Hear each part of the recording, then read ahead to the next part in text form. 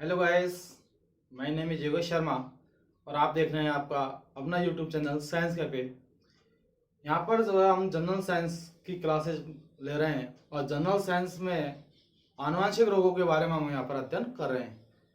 Last जो class थी उस क्लास में हमने आनुवंशिक रोगों में लिंग संलग्न प्रकार के जो आनुवंशिक रोग थे, अर्थात जिन उन रोगों के जो जीन हैं वो लिंग जो गुणसूत्र हैं उन लिंग गुणसूत्रों पर पाए जाते हैं, तो वो लिंग संलग्न रोग कहलाते हैं। तो उसमें हमने जो है हीमोफीलिया और वर्णांधता जैसे वाले जो रोग हैं उन रोगों के बारे में हमने पढ़ा था। आज जो है आज भी हम आनुवंशिक रोगों में ही अगला जो रोग पढ़ने वाले हैं वो है सिकल सेल एनीमिया। तो चलिए आज की क्लास स्टार्ट करते हैं। देखते हैं मजेदार सा रोग है सिकल सेल एनीमिया। क्या? Sickle cell anaemia. Sickle cell anaemia.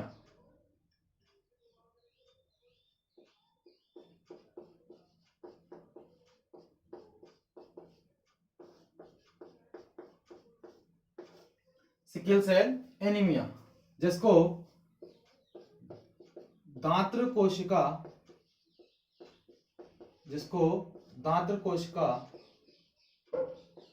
अरक्तता भी कहा जाता है। क्या कहा जाता है? दांत्र कोशिका अरक्तता भी जिसको कहा जाता है।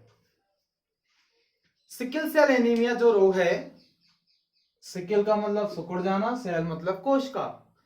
एनीमिया जो रोग है आप जानते हो किसकी कमी से होता है? ब्लड की कमी से, रक्त की कमी से होने वाला रोग है। सिकल सेल एनीमिया मतलब जो हमारा ब्लड है उस ब्लड में जो है 3 प्रकार की कणिकाएं पाई जाती हैं जिनको हम बोलते हैं क्रमशः आरबीसी, दूसरी कौन सी होगी? डब्ल्यूबीसी, और थर्ड जो है वो कौन सी है? प्लेटलेट्स। ये सबको पता है कि हमारा जो ब्लड है उस ब्लड में 3 प्रकार की जो कणिकाएं हैं वो कणिकाएं पाई जाती हैं, आरबीसी, डब्ल्यूबीसी और platelets. Red blood corpus, white blood corpus जिसको श्वेत रक्त कणिकाएं भी बोलते हैं, प्लेटलेट्स जिनको बिंबाणु या थ्रोम्बोसाइट भी बोला जाता है। क्या बोला जाता है? बिंबाणु या थ्रोम्बोसाइट। बिंबाणु या थ्रोम्बोसाइट भी इनको बोला जाता है। ठीक है, यहां तक सबको समझ में आ गया। अब सिकल सेल एनीमिया जो रोग है ये एक प्रकार का कैसा रोग है? जेनेटिक रोग है। कैसा रोग है? जेनेटिक डिजीज है। Genetic disease. ठीक है, आनुवंशिक रोग है।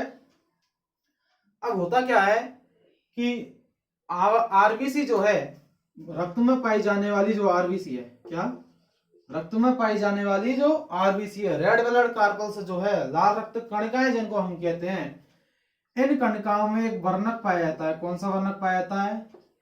हीमोग्लोबिन। कौन सा? हीमोग्लोबिन वर्णक पाया जाता है। किसमें? आरबीसी में। इसी हीमोग्लोबिन वर्णक के कारण जो है हमारी जो आरबीसी जो होती है वो कैसे रंग की होती है? लाल रंग की। कैसे रंग की होती है? लाल रंग की। आरबीसी का जो लाल रंग है या हमारे ब्लड का जो लाल रंग है वो हीमोग्लोबिन नामक वर्णक के कारण होता है। इतना समझ में आ गया? अब होता क्या है कि हमारी जो आरबीसी है, इस आरबीसी की जो शेप है वो ऐसे होती है। कैसी? आरबीसी कुछ इस टाइप में होती है। ठीक है, ये जो हीमोग्लोबिन वर्णक है, इस हीमोग्लोबिन वर्णक की बीटा श्रृंखला में, किसमें? इस हीमोग्लोबिन जो वर्णक है, इस हीमोग्लोबिन वर्णक की बीटा श्रृंखला में क्या होता है? उत्परिवर्तन होता है। क्या होता है? उत्परिवर्तन, जिसको म्यूटेशन कहते हैं। क्या कहते हैं? म्यूटेशन। समझ में आ रहा है? आरबीसी में हीमोग्लोबिन वर्णक पाया जाता है और इसी वर्णक की वजह से जो है हमारा जो ब्लड है उस ब्लड का कैसा रंग होता है? लाल रंग होता है। इतनी बात आ गई समझ में? ये जो हीमोग्लोबिन प्रोटीन है इसकी बीटा श्रृंखला में क्या होता है? म्यूटेशन होता है, उत्परिवर्तन होता है, जिसके कारण देखो क्या चेंज देखने को मिलता है कि इसके जो अमीनो एसिड की जो श्रृंखला है, देखो जैसे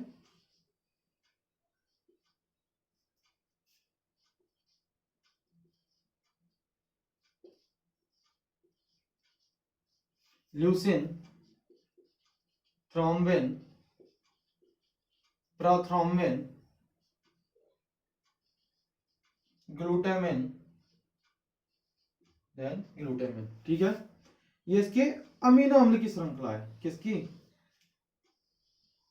हीमोग्लोबिन के अमीनो अम्ल की ये क्या है?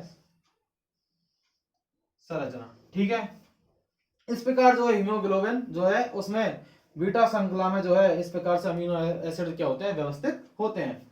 अब होता क्या है कि इस हीमोग्लोबिन जो है, इस हीमोग्लोबिन की बीटा श्रृंखला में क्या होता है? म्यूटेशन होता है, मतलब अचानक उत्परिवर्तन होता है, जिसकी वजह से जो है बीटा श्रृंखला में पाए जाने वाला जो छठवें प्रकार का ग्लूटामिक एसिड है, ग्लूटामिक अमीनो एसिड है, वो ग्लूटामिक अमीनो एसिड जो है वो किसमें चेंज हो जाता है? वेलिन में चेंज हो जाता है। किसमें चेंज हो जाता है? वेलिन में चेंज हो जाता है। देखो जैसे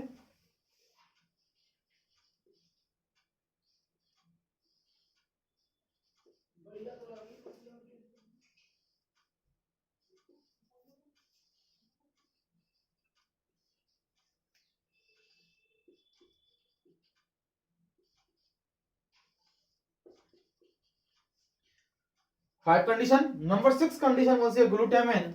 और इसमें क्या होता है? वेलिन आ जाता है। क्या जाता है? वेलिन आ जाता है। क्या जाता है? वेलिन। ग्लूटामिन के स्थान पर कौन सा आ जाता है? वेलिन आ जाता है। अर्थात ये क्या है? म्यूटेशन हुआ, यहां पर उत्परिवर्तन हुआ। अब ग्लूटामिन के स्थान पर, इस ग्लूटामिन के स्थान पर जो है यदि वेलिन हो जाता है, क्या हो जाता है? वेलिन हो जाता है, तो होता क्या है कि आरबीसी की जो गोलाकार जो कोशिका है, आरबीसी की जो गोलाकार कोशिका है, वो गोलाकार कोशिका कैसे हो जाती है? हाशियाकार हो जाती है। अर्थात आरबीसी हमारी ऐसी थी, ठीक है, ये सामान्य आरबीसी कैसी है? सामान्य आरबीसी, ठीक है, जैसी होती है। लेकिन जैसे ही म्यूटेशन होता है, अर्थात ग्लूटामिन के स्थान पे वेलिन हो जाता है, तो ये जो आरबीसी है इसकी शेप कुछ ऐसी हो जाती है। कैसी? हाशियाकार हो जाती है। हमारी जो आरबीसी है वो ऐसी हो जाती है। समझ में आ रहा है? आरबीसी जो है ऐसी हो जाएगी, अर्थात हाशियाकार हो जाएगी आरबीसी। और जब आरबीसी हाशियाकार होती है तो सीधी सी बात है कि पहले गोल थी, तो ये जो हीमोग्लोबिन जो वर्णक है, ये वर्णक हमारे शरीर की प्रत्येक कोशिका तक O2 ले जाने का कार्य करता है। क्या? O2 ले जाने का कार्य भी करता है। कौन? ये हीमोग्लोबिन वर्णक।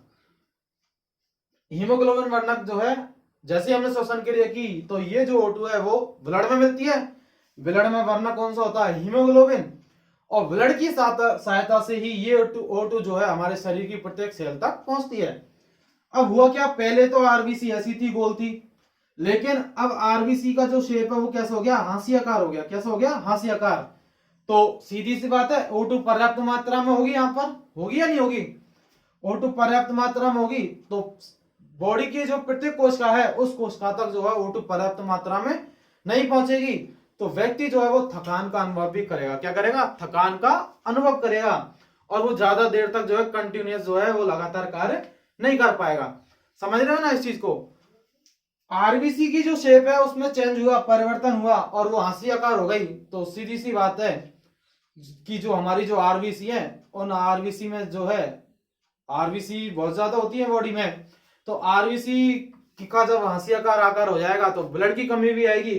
और ब्लड की कमी आने से कौन सा रोग होता है? एनीमिया रोग होता है। कौन सा रोग होता है? एनीमिया रोग होता है। तो ये चीज आपको समझ में आई होगी?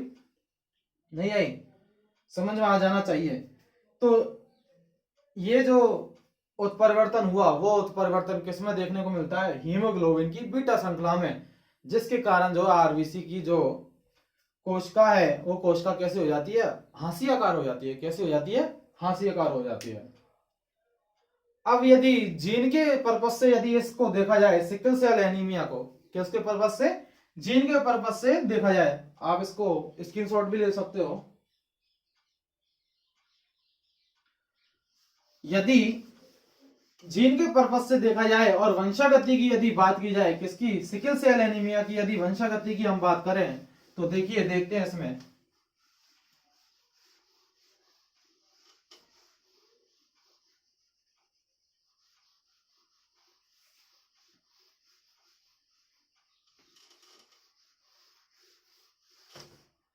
सिकल सेल एनीमिया जो है ये भी एक प्रकार की कैसी डिजीज है, आनुवांशिक रोग है। कैसा रोग है, आनुवांशिक रोग है। कौन, सिकल सेल एनीमिया। ये भी एक प्रकार का आनुवांशिक रोग ही है, सिकल सेल एनीमिया, जो कि अपने क्या, जो कि अपने अप्रभावी जीन, क्या, जो कि अपने अप्रभावी जीन HbS के कारण होता है। किसके कारण, HbS के कारण होता है क्या, सिकल सेल एनीमिया। यदि पूछा जाए कि सिकल सेल एनीमिया जो रोग है वो किस जीन के कारण होता है, तो वो कौन सा जीन है, HbS, जो कि कैसा है, रेसेसिव है। कैसा है, रेसेसिव, अप्रभावी है। कैसा है, अप्रभावी। समझ में आ रहा है। अब होता क्या है कि ये जो HbS जो जीन है, ये HbS जो जीन है वो अपने ही अपूर्ण प्रभावित जीन HbA के साथ यदि पाया जाता है, किसके साथ, HbA, ये कैसा है, अपूर्ण प्रभावी, अपूर्ण प्रभावी, इनकम्प्लीट डोमिनेंट जिसको बोलेंगे।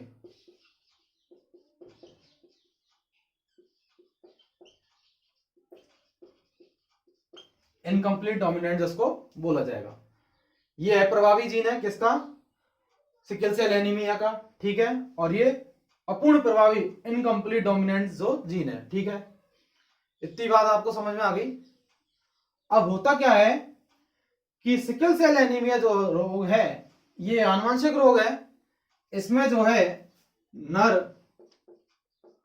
और मादा दोनों ही वाहक का काम करते हैं। किसका काम करते हैं, दोनों ही वाहक का काम करते हैं। हमने हीमोफीलिया पढ़ा था, वर्णांधता जो पढ़ा था, उनमें मादाएं केवल वाहक का कार्य कर रही थी। किसका, मादाएं जो है वो केवल वेक्टर का कार्य कर रही थी। इतनी बात समझ में आ रही है। तो नर भी वाहक है और मादा भी वाहक है। अब बात ये समझो कि यदि ये HbS जो है ये अपने ही इनकम्प्लीट डोमिनेंट जो जीन है, यदि इसके साथ यदि पाया जाता है तो वो जो है वो कम रूप से क्या होता है, प्रभावी होता है। अर्थात ऐसा जो व्यक्ति है उसमें सिकल सेल एनीमिया के लक्षण तो प्रदर्शित होते हैं, लेकिन वो सामान्य व्यक्ति की तरह क्या करता है, जीवन यापन कर सकता है। तो देखो, यदि ये इसके साथ उपस्थित है, दोनों जीन यदि एक साथ उपस्थित हैं, तो देखिए क्रॉस कराते हैं, दोनों ही कैसा कार्य करेंगे, वेक्टर का कार्य करेंगे। देखिए HbA, HbS, HbA, HbS। यहां तक समझ में आ रहा है, ठीक है। इनके हमने क्या बनाए, युग्मक, HbA, HbS, HbA और HbS। ये कैसा है, अप्रभावी, ये अपूर्ण प्रभावी है, ठीक है। इनका जो आपस में क्या करा है, क्रॉस, देखो यहां पर, ठीक है। इसमें तो कोई प्रॉब्लम होनी नहीं चाहिए आपको। देखो क्या देखने को मिल रहा है, इस वाले HbA क्रॉस इसके साथ HbA, ठीक है। ये वाला HbA, HbS, HbA, ठीक है। ये वाला HbA, HbS, HbS, ये वाला HbA, HbS, और ये वाला HbS, HbS। देखो किया कुछ नहीं है, नर वाहक होगा और मादा भी कैसी होगी, वाहक होगी। दोनों में अप्रभावी और अपूर्ण प्रभावी दोनों जीन है, ठीक है। अब होता क्या है, इनका जब आपस में क्रॉस कराया है तो HbA, HbA, इसका इससे क्रॉस कराया तो HbA, HbS, इस वाले का इससे क्रॉस कराया तो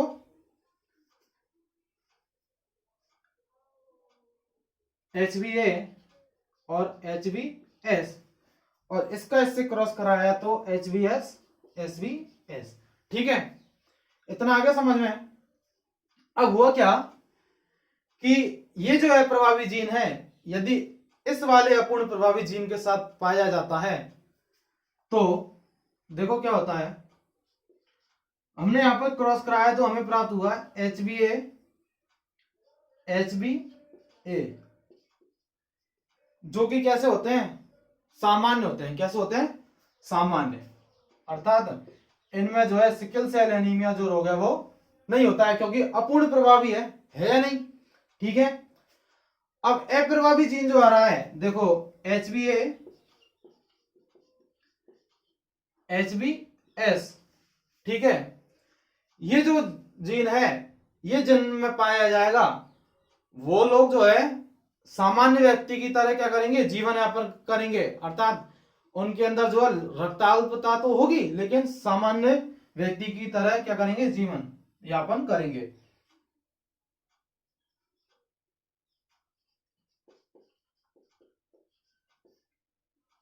सामान्य व्यक्ति की तरह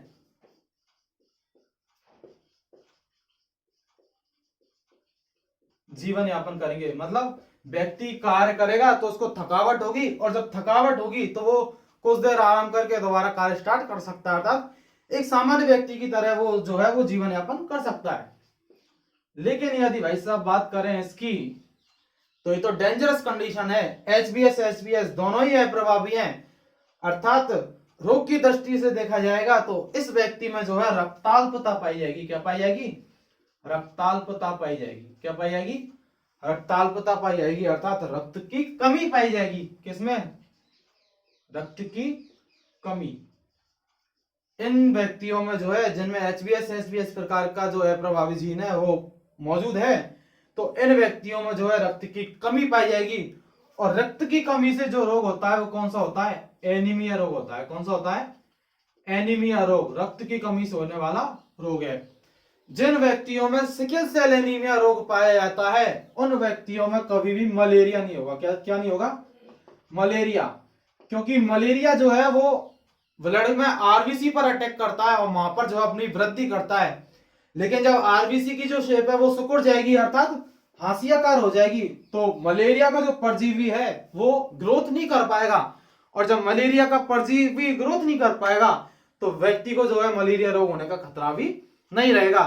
तो सिकल सेल एनीमिया जो रोग है जिन व्यक्तियों में, उन व्यक्तियों में मलेरिया का रोग कभी भी नहीं हो सकता है। ठीक है, तो आपको याद रखना है इसमें जो अप्रभावी जो जीन है HbS इस HbS के कारण ही व्यक्ति में क्या आती है, रक्ताल्पता आती है, अर्थात रक्त की कमी आती है।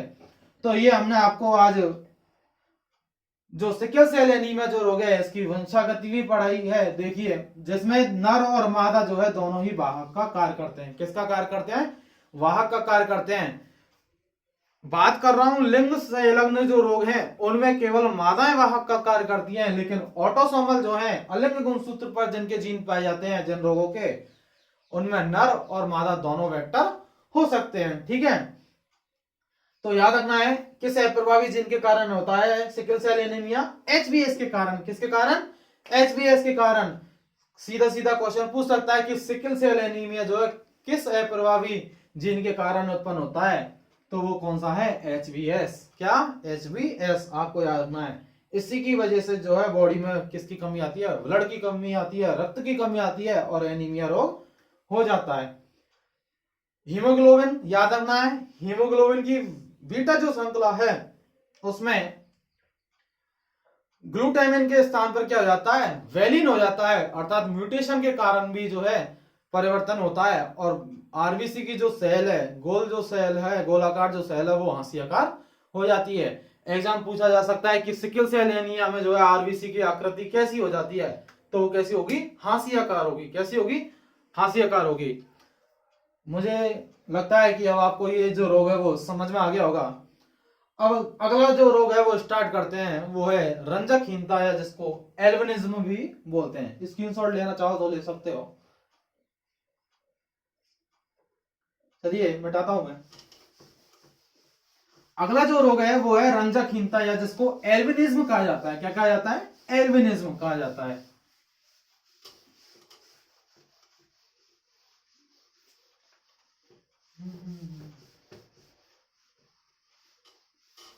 सभी रोगों के बारे में जो है थोड़ा थोड़ा आपको जरूर याद रखना है, क्योंकि इंपॉर्टेंट है एग्जाम पर्पज से सभी रोग। अगला जो रोग है वो कौन सा है, रंजकहीनता। रंजकहीनता हीनता, जिसको सूर्यमुखी रोग भी कहते हैं, सूर्यमुखी भी कहते हैं, या एल्बिनिज्म जिसको बोला जाता है। रंजकहीनता जो है, रंजक मतलब रंग से संबंधित, ठीक है। हमारी जो स्किन है, हमारे बालों का जो रंग है, हमारी आइज का जो रंग है, वो जो रंग जो निर्धारित करता है वो एक पिगमेंट होता है, और उस पिगमेंट का नाम क्या है? उस पिगमेंट का नाम है मेलेनिन। कौन सा? मेलेनिन। मेलेनिन वर्णक के कारण ही हमारी त्वचा, हमारे बाल और हमारी आंखों का रंग क्या होता है? निर्धारित होता है। ये बात आगे समझ में। यदि मेलेनिन वर्णक जो है वो एब्सेंट होता है, क्या? मेलेनिन वर्णक यदि एब्सेंट होता है, मेलेनिन वर्णक की अनुपस्थिति होने पर, क्या? मेलेनिन वर्णक की अनुपस्थिति होने पर त्वचा का जो रंग है वो गुलाबी या लाल हो जाता है। कैसा? गुलाबी या लाल हो जाता है।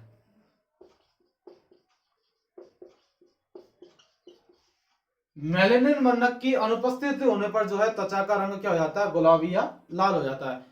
आपने देखे होंगे कई लोग जो है उनकी जो स्किन है वो बिल्कुल लाल वगैरह होती है, गुलाबी टाइप कुछ देखने को मिलती है, तो वो उन रोगों में जो रोग है वो कैसे होते हैं? रंजकहीन होते हैं। कैसे होते हैं? रंजकहीन। अर्थात मेलेनिन की जो है एब्सेंसी उनमें पाई जाती है, अर्थात मेलेनिन जो पिगमेंट है उनमें एब्सेंट होता है, अनुपस्थित होता है, जिसकी वजह से ऐसा देखने को हमें मिलता है। यहां तक बात आपको समझ में आ गई। अब बात करते हैं ये जो रंजकहीनता जो है, ये रंजकहीनता, पहले बात कर लेते हैं मेलेनिन वर्णक की। तो मेलेनिन जो वर्णक है, ये वर्णक जो है अपने प्रभावी जीन के कारण प्रकट होता है। किसके कारण? प्रभावी जीन के कारण। मेलेनिन वर्णक जो है वो अपने प्रभावी जीन के कारण क्या होता है? प्रकट होता है। और ये जो प्रभावी जीन है वो विषम युग्मजीवी भी हो सकता है, और होमोजीनियस भी हो सकता है, और हेट्रोजीनियस भी हो सकता है। तो ये जो प्रभावी जीन है वो ए हो सकता है। ये कैसा है? विषम युग्मजीवी। और ये जो प्रभावी जीन है वो कैसा हो सकता है? समयुग्मजीवी भी हो सकता है। हो सकता है, नहीं हो सकता है? मैं क्या बोल रहा हूं? मेलेनिन वर्णक जो प्रदर्शित होता है वो प्रभावी जीन की वजह से होता है। किसकी वजह से? प्रभावी जीन की वजह से प्रकट होता है। और ये प्रभावी जीन जो है ये दो प्रकार का हो सकता है, समयुग्मजीवी अर्थात दोनों युग्मक समान है, और विषम युग्मजीवी जिसमें दोनों युग्मक कैसे हैं? अलग अलग है। लेकिन यदि मैं बात करूंगा रंजकहीनता की, यदि मैं बात करूंगा तो रंजकहीनता जो है वो अप्रभावी जीन के कारण उत्पन्न होती है। किसके कारण? अप्रभावी जीन के कारण उत्पन्न होती है। रंजकहीनता जो है वो अप्रभावी जीन के कारण उत्पन्न होती है। रंजकहीनता अप्रभावी जीन के कारण उत्पन्न होती है, और ये जो अप्रभावी जीन है वो समयुग्मजीवी होगा। कैसा होगा? समयुग्मजीवी होगा। कैसा होगा? समयुग्मजीवी। कई बार क्वेश्चन पूछ सकता है कि रंजकहीनता जो है वो किस जीन के कारण उत्पन्न होती है। हो सकता है प्रभावी दे दे, अप्रभावी दे दे, अपूर्ण प्रभाविता दे दे, ठीक है। तो किसके कारण होता है? अप्रभावी जीन। और वो अप्रभावी जीन जो है वो कैसा होगा? समयुग्मजीवी होगा। कैसा होगा? होमोजीनियस होगा। लेकिन बात करें मेलेनिन वर्णक जिसके कारण प्रदर्शित होता है वो कौन सा है? प्रभावी जीन। और वो प्रभावी जीन विषम युग्मजीवी भी हो सकता है और समयुग्मजीवी भी हो सकता है। इतनी बात आपको समझ में आ गई। मेलेनिन वर्णक क्या करता है? त्वचा का रंग, बालों का रंग और हमारी आइज का जो रंग है उस रंग को जो है डिफाइन करने का कार्य जो वर्णक करेगा वो कौन सा होगा? मेलेनिन वर्णक। यदि मेलेनिन वर्णक की एब्सेंसी पाई जाती है, एब्सेंट पाया जाता है मेलेनिन वर्णक, तो हमारा जो स्किन जो है उसकी त्वचा का जो रंग है वो रंग गुलाबी या लाल हो जाता है। यहां तक आपको समझ में आ गया होगा। इसकी यदि वंशागति की यदि बात करें तो होता क्या है, इतना आपको समझ में आ गया होगा। अब देखो होता क्या है कि यदि रंजकहीन जो पुरुष है, क्या रंजकहीन पुरुष, रंजकहीन पुरुष का क्रॉस जो है वो एक सामान्य मादा से करा दें जिसमें कि मेलेनिन वर्णक उपस्थित है। सामान्य मादा का मतलब मेलेनिन वर्णक उपस्थित हो है। अब ये मेलेनिन वर्णक जो है प्रभावी जीन के कारण उत्पन्न होता है, और ये जो प्रभावी जीन है दो प्रकार का है, संयुग्मजी और विसंयुग्मजी। रंजकहीन जो पुरुष है उसमें तो यही होगा या नहीं होगा, लेकिन इसका जब क्रॉस जो है हम विषमयुग्मजी अप्रभावी जीन के साथ कराते हैं, सॉरी प्रभावी जीन के साथ, विषमयुग्मजी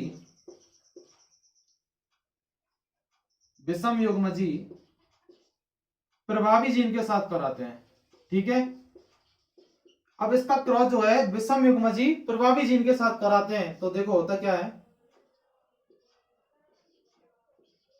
ठीक है, ये देखो इसका क्रॉस इसके साथ, इसका क्रॉस इसके साथ, इसका क्रॉस इसके साथ, ये तो अब आ जाना चाहिए, इतने दिनों से करा रहे हैं तो आ जाना चाहिए।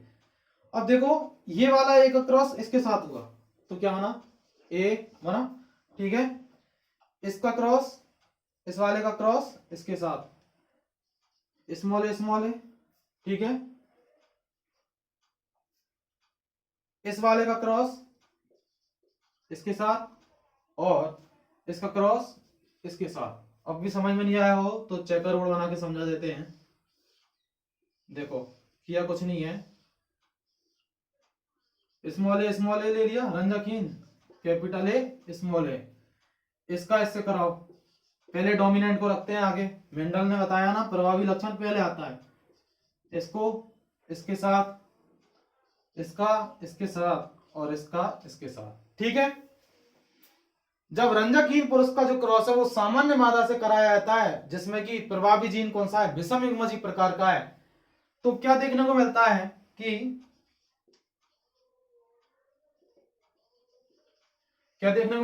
कि दो तो जो है कैपिटल ए स्मॉल ए प्राप्त होते हैं जो कि कैसे हैं, सामान्य देखा जाए और प्रभावी जीन है मेलेनिन वर्णक उपस्थित होता है तो दो का रेशो है। ठीक है, स्मॉल ए मतलब रंजकहीन है, कैसे हैं रंजकहीन, तो ये भी कितने हैं, दो। यदि बात करेंगे फिनोटाइप रेशो की भी यदि बात करें तो जो रंजकहीनता का जो फिनोटाइप रेशो है वो कितना प्राप्त होता है, वो 1:1 प्राप्त होता है। कितना प्राप्त होता है, 1:1 प्राप्त होता है, जिसमें ये तो कैसे है सामान्य और ये कैसे है रंजकहीन। रंजकहीनता हमेशा अप्रभावी संयुग्मजी जीन के कारण प्रकट होती है। किसके कारण, अप्रभावी संयुग्मजी जीन के कारण रंजकहीनता प्रकट होती है। ये तो हमने किसका क्रॉस कराया है, रंजकहीन पुरुष का किसके साथ, सामान्य मादा के साथ। समझ में आ गया होगा, स्क्रीनशॉट ले सकते हैं। यहाँ यहीं पर हम सेकंड जो कंडीशन है उसको अप्लाई करेंगे जिसमें रंजकहीन तो पुरुष होगा लेकिन मादा जो है सामान्य संयुग्मजी प्रकार की होगी। कैसी होगी, संयुग्मजी प्रकार की होगी। स्क्रीनशॉट ले लिया हो तो चेंज करते हैं, इसको मैं मिटा रहा हूं। देखो इसमें क्या होता है कि रंजकहीन जो पुरुष है इसका जो क्रॉस है वो सामान्य मादा से कराते हैं। ठीक है, और ये जो सामान्य मादा है वो संयुग्मजी प्रकार की है। कैसी, संयुग्मजी। पहले हमने जो लिया था वो कौन था, विषमयुग्मजी। ठीक है, अंतर थोड़ा बहुत ही है। अब देखो होता क्या है, चेकर बोर्ड से ही समझा देता हूं मैं। स्मॉल ए कैपिटल ए, इस कैपिटल ए का इस स्मॉल ए के साथ, इस कैपिटल ए का इस स्मॉल ए के साथ, इस कैपिटल ए का इस स्मॉल ए के साथ और इस कैपिटल का इस स्मॉल के साथ। मतलब जब एक रंजकहीन पुरुष का यदि क्रॉस सामान्य मादा के साथ यदि कराया जाए तो सभी जो संतति है आगे होने वाली वो सभी संतति कैसी होंगी, सामान्य पैदा होंगी। कैसी? सामान्य पैदा होंगी। कैसी होंगी? सामान्य, अर्थात रंजकहीनता जो है उन संततियों में आगे जो है नहीं पाई जाएगी। कब? जब रंजकहीन पुरुष का क्रॉस यदि सामान्य मादा के साथ यदि कराया जाए। कंडीशन आपको याद रखनी है कि किस स्थिति में जो है रंजकहीन पुरुष का क्रॉस यदि सामान्य मादा से कराया जाए तो संततियों में रंजकहीनता जो है आगे नहीं जाती है, अर्थात रंजकहीनता जो है संततियों में नहीं पहुंच पाती है, अर्थात उन व्यक्तियों से होने वाली जो संतति है उनमें रंजकहीनता का गुण, रंजकहीनता का जो रोग है वो रोग जो है वो नहीं पाया जाता है। समझ में आ गया होगा? दोनों कंडीशन जो है कुछ नहीं है, नॉर्मल है। सामान्य मादा में जो है प्रभावी जीन है और वो प्रभावी समयुग्मजी और विषमयुग्मजी प्रकार का हो सकता है। ठीक है, रंजकहीनता की यदि बात करेंगे तो वो अप्रभावी जीन के कारण उत्पन्न होती है और वो जो है प्रभावी जीन है वो कैसा है? समयुग्मजी है। कैसा है? समयुग्मजी है। समझ में आ गया होगा इतना? स्क्रीनशॉट लेना चाहते हो तो ले सकते हो। अगले दो छोटे छोटे रोग हो रहे हैं जिनके बारे में हम यहाँ पर पढ़ेंगे। चलिए मिटाता हूं मैं इसको।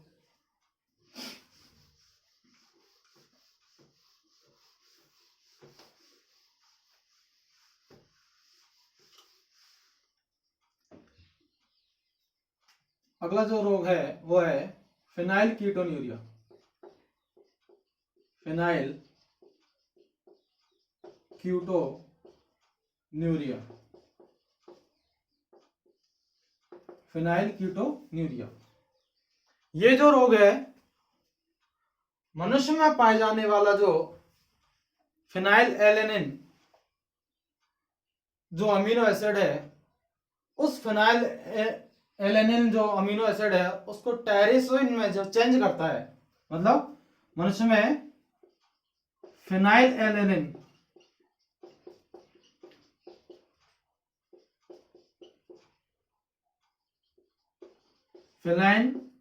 फिनाइल एलेनिन जो एमिनो एसिड है, इस एमिनो एसिड को टायरोसिन में, किसमें? टायरोसिन में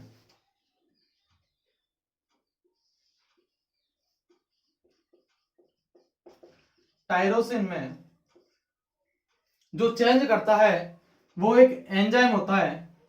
क्या? एंजाइम। और ये जो एंजाइम है उसका नाम है फिनाइल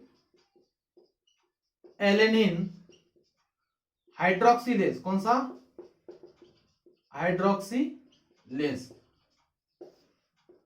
मनुष्य में जो है फिनाइल एलेनिन अमीनो एसिड जो है, अमीनो अम्ल जो है, उस फिनाइल एलेनिन अमीनो अम्ल को एक एंजाइम फिनाइल एलेनिन हाइड्रोक्सिलेज जो है वो टायरोसिन में चेंज करता है। किसमें चेंज करता है? टायरोसिन में चेंज करता है। जब इस एंजाइम की जो है अनुपस्थिति होती है, कौन सी? फिनाइल एलेनिन हाइड्रोक्सिलेज जो है, ये एंजाइम जब अनुपस्थित होता है, कैसा होता है? अनुपस्थित जब होता है तो फिनाइल एलेनिन की जो मात्रा है, अनुपस्थित होने पर फिनाइल एलेनिन की जो मात्रा है वो हमारे रक्त में बढ़ने लगती है।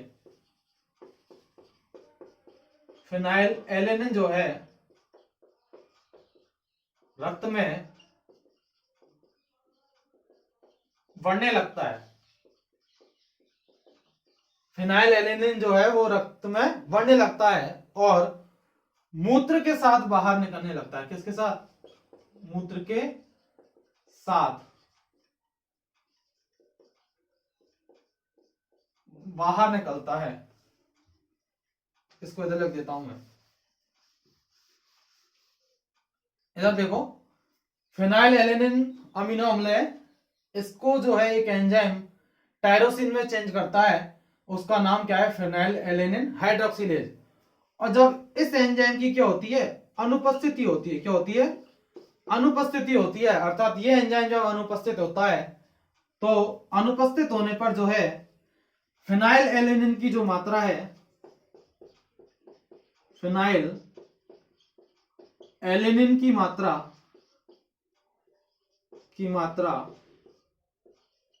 रक्त में बढ़ने लगती है जिससे यह मूत्र के साथ बाहर निकलने लगता है। किसके साथ? मूत्र के साथ बाहर निकलने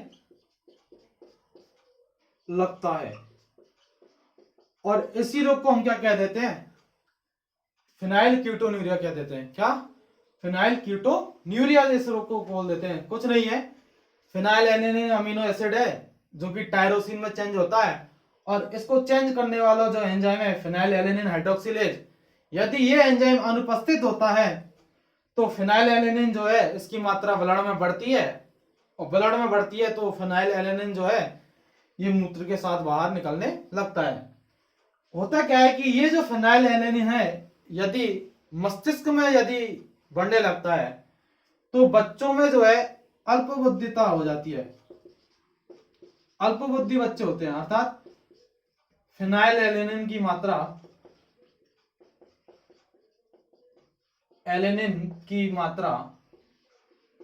फिनाइल एलेनिन की मात्रा मस्तिष्क ऊतकों में बढ़ने पर, फिनाइल एलेनिन की जो मात्रा है यदि मस्तिष्क के ऊतकों में यदि बढ़ती है तो बच्चे जो है अल्पबुद्धि होते हैं, अर्थात मंद बुद्धि जिनको हम कह सकते हैं। इनका मेंटल डेवलपमेंट नहीं हो पाता है और इनकी जो आईक्यू है वो 20 से भी कम पाई जाती है। किससे? इनकी जो आईक्यू है वो 20 से भी कम पाई जाती है। ये जो केस है वो 18,000 लोगों में से एक आध में देखने को हमें मिलता है, जो रेशो है इसका। तो इतना याद रखना है किसकी वजह से होता है, बच्चों पर क्या फिर प्रभाव पड़ता है। बच्चे जो है अल्पबुद्धि होते हैं, आईक्यू लेवल 20 से कम होता है। होता किसकी एब्सेंसी से? फिनाइल एलेनिन हाइड्रोक्सिलेज, इसकी एब्सेंसी से जो है फिनाइल एलेनिन की मात्रा ब्लड में बढ़ती है और ये मूत्र के साथ बाहर निकलने लगता है। इसी को क्या कहते हैं? फिनाइल कीटोन्यूरिया कहते हैं। इतना आपको याद रखना है। समझ में आ गया होगा। अगला जो रोग है उस रोग के बारे में हम जो पढ़ेंगे, वो जो रोग है वो है एल कैप्टोन्यूरिया। कौन सा? एल कैप्टोन्यूरिया।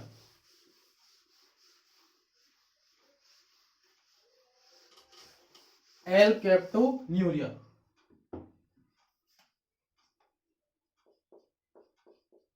एल कैप्टोन्यूरिया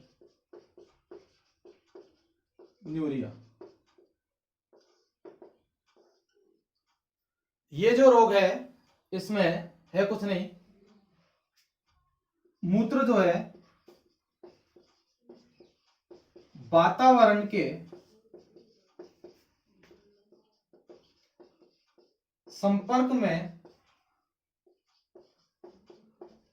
आने पर काला हो जाता है। कैसा हो जाता है?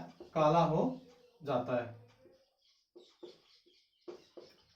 मूत्र वातावरण के संपर्क में आने पर जो है काला हो जाता है, और ऐसा होता है टाइरोसिन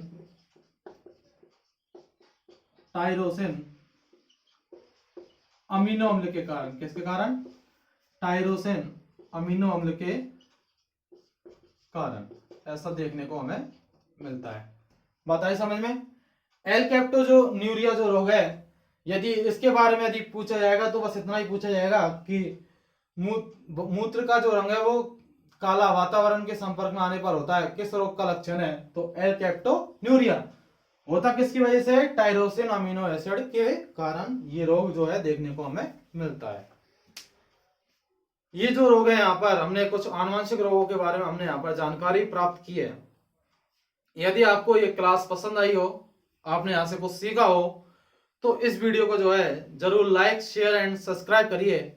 मिलते हैं अपनी जो है अगली क्लास में एक नए टॉपिक के साथ। साइको की क्लास जो है वो भी चली रही है, उनको भी देखिए आप। यदि पसंद आती है तो उनको भी लाइक शेयर कीजिए, सब्सक्राइब भी कीजिए चैनल को, जिससे कि और भी जो लोग हैं वो भी जुड़ते जाएं क्लासेस से। आपको जो है डिस्क्रिप्शन में सारी वीडियोस की जो है लिंक मिल जाएगी। आप चाहें तो मेरा जो टेलीग्राम चैनल है साइकोलॉजी बाई योगेश शर्मा, उस पर भी जो है ज्वाइन कर सकते हैं, जहां पर आपको वीडियो का जो लिंक है वो सीधे ही आपको प्राप्त हो जाएगा। लेकिन चैनल को जो है सब्सक्राइब करना ना भूलें, जिससे कि अगले वीडियो का जो नोटिफिकेशन है वो आपको तुरंत रूप से मिल सके। ठीक है, एंड करते हैं आज की क्लास का यहीं पर, मिलते हैं अगली क्लास में। तब तक के लिए खुश रहिए, मस्त रहिए। Thank you, bye bye.